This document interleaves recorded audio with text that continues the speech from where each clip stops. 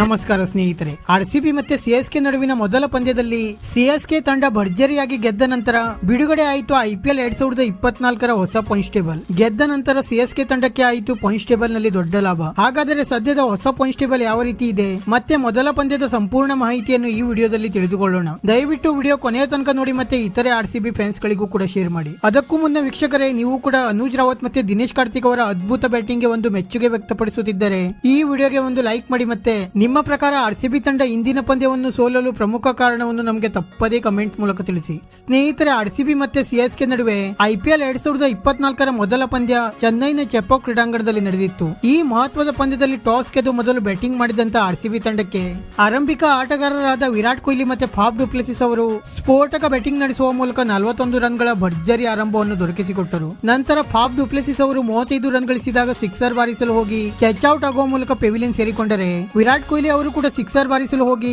ಅಜಿಂಕ್ಯ ರಹಾನೆ ಅವರು ಹಿಡಿದ ಅದ್ಭುತ ಕ್ಯಾಚ್ ಗೆ ಬಲಿಯಾದರು. ಆದರೆ ನಂತರ ಬ್ಯಾಟಿಂಗ್ ಗೆ ಬಂದ ರಜತ್ ಪಟಿದಾರ್ ಮತ್ತೆ ಗ್ಲೇನ್ ಮ್ಯಾಕ್ಸ್ವೆಲ್ ಅವರು ಖಾತೆ ತೆರೆಯುವ ಮುಂಚೆ ಔಟ್ ಆಗುವ ಮೂಲಕ ಆರ್ಸಿಬಿ ತಂಡವನ್ನು ಇನ್ನಷ್ಟು ಸಂಕಷ್ಟದಲ್ಲಿ ಸಿಲುಕಿಸಿದರು. ನಂತರ ಬ್ಯಾಟಿಂಗ್ ಗೆ ಬಂದ ಕ್ಯಾಮರನ್ ಗ್ರೀನ್ ಅವರು ಕೂಡ 22 ಎಸೆತಗಳಲ್ಲಿ 1 ಬೌಂಡರಿ ಸಿಡಿಸಿ ಕೇವಲ 18 ರನ್ ಗಳಿಸಿ ಔಟ್ ಆಗುವ ಮೂಲಕ ಪೆವಿಲಿಯನ್ ಸೇರಿಕೊಂಡರು. ಆದರೆ ನಂತರ 6ನೇ ವಿಕೆಟ್ ಗೆ ಬ್ಯಾಟಿಂಗ್ ಗೆ ಇಳಿದ ವಿಕೆಟ್ ಕೀಪರ್ ಬ್ಯಾಟ್ಸ್ಮನ್ ಗಳಾದ ಅನುಜ್ ರಾವತ್ ಮತ್ತೆ ದಿನೇಶ್ ಕಾರ್ತಿಕ್ ಅವರು ನಿಧಾನಗತಿಯಲ್ಲಿ ಜೊತೆಯಾಟ ನಡೆಸಲು ಆರಂಭಿಸಿದರು. ಒಂದು ಸಲ ಕ್ರೀಸ್ ನಲ್ಲಿ ಸೆಟ್ ಆದ ಬಳಿಕ ಅದ್ಭುತ ರೀತಿಯಲ್ಲಿ ಬ್ಯಾಟಿಂಗ್ ನಡೆಸಿದ ಈ ಇಬ್ಬರು ಕೂಡ ಸಿಎಸ್ಕೆ ಬೌಲಿಂಗ್ ದಾಳಿಯನ್ನು ಧೂಳಿಪಟ ಮಾಡಲು ಆರಂಭಿಸಿದರು. ಕಳೆದ ಸೀಸನ್ ನಲ್ಲಿ ಈ ಇಬ್ಬರು ಕೂಡ ವಿಫಲರಾಗಿ ಆರ್ಸಿಬಿ ತಂಡ ಸಾಕಷ್ಟು ಸಮಸ್ಯೆಗಳನ್ನು ಎದುರಿಸಿತ್ತು. ಆದರೆ ಮೊದಲ ಪಂದ್ಯದಲ್ಲಿಯೇ ಅದ್ಭುತ ಜೊತೆಯಾಟ ನಡೆಸಿದ ಈ ಇಬ್ಬರು ಕೂಡ ಆರ್ಸಿಬಿ ತಂಡವನ್ನು ಸಂಕಷ್ಟದಿಂದ ಪಾರು ಮಾಡಲು ಯಶಸ್ವಿಯಾದರು. ಸ್ಫೋಟಕ ಬ್ಯಾಟಿಂಗ್ ನಡೆಸುವ ಮೂಲಕ 6ನೇ ವಿಕೆಟ್ ಗೆ 95 ರನ್ಗಳ ಭರ್ಜರಿ ಜೊತೆಯಾಟ ನಡೆಸಿದ ಈ ಇಬ್ಬರು ಕೂಡ ಆರ್ಸಿಬಿ ತಂಡದ ಮೊತ್ತವನ್ನು 173 ರನ್ಗಳಿಗೆ ತಲುಪುವಂತೆ ಮಾಡಿದರು. ಕೇವಲ 25 ಎಸೆತಗಳಲ್ಲಿ 3 ಸಿಕ್ಸರ್ ಮತ್ತೆ 4 ಬೌಂಡರಿಗಳ ನೆರವಿನಿಂದ ಅನುಜ್ ರಾವತ್ ಅವರು 48 ರನ್ ಗಳಿಸಿ ಕೊನೆಯ ಬಾಲ್ ನಲ್ಲಿ ರನ್ಔಟ್ ಆದರೆ,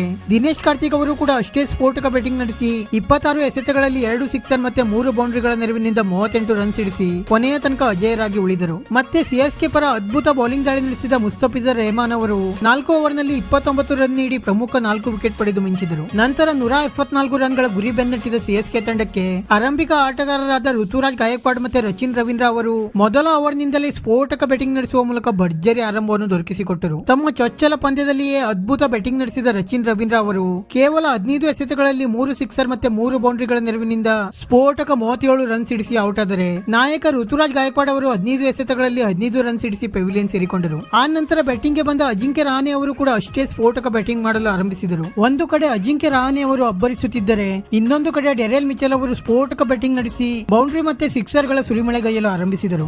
ಆದರೆ ನಂತರ ಬೌಲಿಂಗ್ ಇಳಿದ ಕ್ಯಾಮರನ್ ಗ್ರೀನ್ ಅವರು ಈ ಇಬ್ಬರನ್ನು ಔಟ್ ಮಾಡುವ ಮೂಲಕ ಪಂದ್ಯದಲ್ಲಿ ಮತ್ತೆ ಟ್ವಿಸ್ಟ್ ನೀಡಿದರು. ಈ ಹಂತದಲ್ಲಿ ಪಂದ್ಯ ಮತ್ತೆ ರೋಚಕ ಹಂತಕ್ಕೆ ತಲುಪಿತ್ತು. ಆದರೆ ಕೆಳ ಹಂತದಲ್ಲಿ ಬ್ಯಾಟಿಂಗ್ ಇಳಿದ ಶಿವಮ್ ಡುಬೆ ಮತ್ತೆ ರವೀಂದ್ರ ಜಡೇಜಾ ಅವರು ಅದ್ಭುತ ಜೊತೆಯಾಟ ನಡೆಸುವ ಮೂಲಕ ಸಿಎಸ್ಕೆ ತಂಡಕ್ಕೆ ಭರ್ಜರಿ ಜಯವನ್ನು ದೊರಕಿಸಿಕೊಟ್ಟರು. ಮತ್ತೆ ಸಿಎಸ್ಕೆ ತಂಡ ಈ ಪಂದ್ಯವನ್ನು ಗೆದ್ದ ನಂತರ ಸದ್ಯದ IPL 2024ರ ಪಾಯಿಂಟ್ಸ್ ಟೇಬಲ್ ಗಳಿಗೆ ನೋಡುವುದಾದರೆ, ಸಿಎಸ್ಕೆ ತಂಡ ಆಡಿದ ಮೊದಲ ಪಂದ್ಯದಲ್ಲಿ ಗೆದ್ದು 2 ಅಂಕದೊಂದಿಗೆ ಮೊದಲ ಸ್ಥಾನದಲ್ಲಿದ್ದರೆ, ಆರ್ಸಿಬಿ ತಂಡ ಮೊದಲ ಪಂದ್ಯದಲ್ಲೇ ಸೋತು ಪಾಯಿಂಟ್ಸ್ ಟೇಬಲ್ ನಲ್ಲಿ ಈಗ ಕೊನೆಯ ಸ್ಥಾನದಲ್ಲಿದೆ. ಸ್ನೇಹಿತರೆ, ಇದಾಗಿತ್ತು ಆರ್ಸಿಬಿ ಮತ್ತೆ ಸಿಎಸ್ಕೆ ನಡುವಿನ ಮೊದಲ ಪಂದ್ಯದ ಹೈಲೈಟ್ಸ್ ಮತ್ತೆ ಪಾಯಿಂಟ್ಸ್ ಟೇಬಲ್. ಇದೇ ರೀತಿ ಕ್ರಿಕೆಟ್ ಸುದ್ದಿಗಾಗಿ ಈ ವಿಡಿಯೋಗೆ ಒಂದು ಲೈಕ್ ಮಾಡಿ ಮತ್ತೆ ನಮ್ಮ ಈ ಚಾನೆಲ್ ಅನ್ನು ಸಬ್ಸ್ಕ್ರೈಬ್ ಮಾಡಲು ಮರೆಯಬೇಡಿ.